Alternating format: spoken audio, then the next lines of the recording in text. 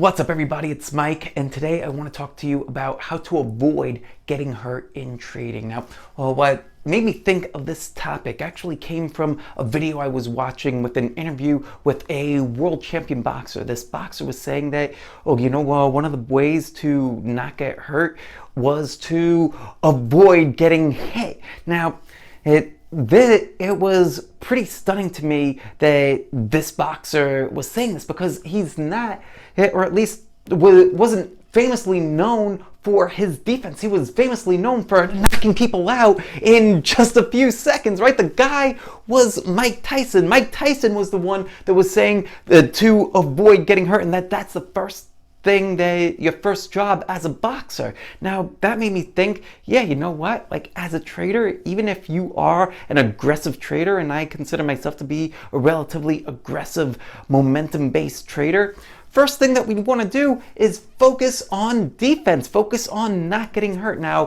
what are the ways to not get hurt trading? Well, there's 3 ways to not get hurt trading. First one is going to be for you to focus on your position size. The way that I like to focus on position size is to risk only 1% of trading capital on every single trade. So that doesn't mean that if I have a $100,000 account that I'm only going to buy $1,000 worth. No, that means that I'm going to risk $1,000 on that trade. So the closer that my entry point and my stop loss are to one another, then that means the more shares that I could buy. For example, let's say we wanted to buy, let's say that we wanted to enter a stock at 100.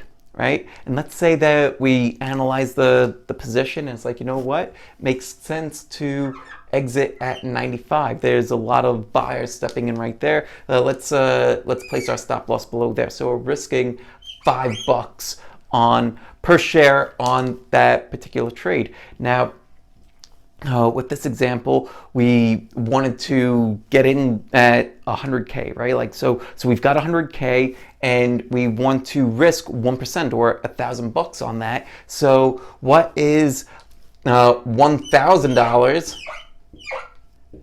divided by 5, right? Any answers? Answer is 200, right? So you could buy 200 shares and still only risk $1,000, and that 200 is going to represent a position of $20,000, right? But you're only risking 1,000, right? Hope that makes sense. If it doesn't, go back, rewatch this a couple of times, drop some comments down below, let me know. Next thing that you're going to want to do to not get hurt in trading is to buy close to those exit points. So let's say then that, you know what, let's not exit at 95, but let's exit at 97, right? Now you're only risking $3 per share, and you're going to be able to buy significantly more shares if you're only risking $3 per share than if you're risking $5 per share. Same difference if, let's say instead of 97, if it was your stop loss was down at 90, then you would be able to buy far less than the original $20,000 position. Do you see how the math works on this? I created a position size calculator, so that way you don't need to go and do all this kind of stuff yourself. It's on marrowwealth.com/calc. I'll put it down in the notes, or you could just go to marrowwealth.com and see the tool for yourself. Just go to the free tools. Anyway, the last part of how to avoid getting hurt in trading is have multiple levels of confluence. So when you're trying to pick where you're going to place your stop loss, you're not just randomly picking like, oh, I want it to be at 90 or I want it to be at 95 so that way I could buy a little bit more. No, what you're going to want to do is have multiple layers of confluence. So for me, that means that stop is going to make sense by price structure. That price has been supported at that level for a meaningful period of time. That price has been supported across time frames. So if you look at a weekly chart, a daily chart, maybe even an hourly chart, you'll see the same level of support, the same buyers stepping in at the same prices across those time frames. Great. Now you have two levels of confluence.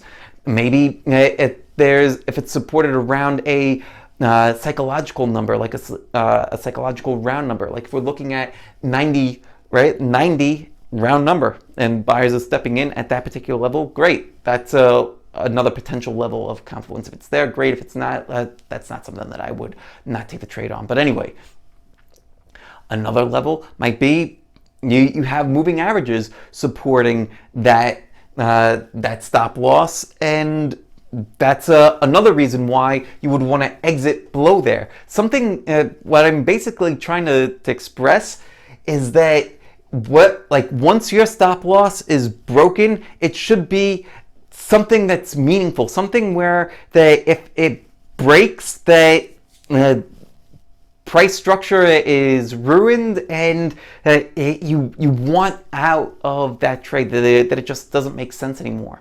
So those are three things that you're going to want to have in all of your trades, so that way you don't get hurt. Now, I know that there's a lot more than just these three. I'd love to hear what some of the examples that you have, that you use to not get hurt in your trading. Also, if you have any other questions around any of these, please let me know. Drop it down in the comment section below. I would love to help you further.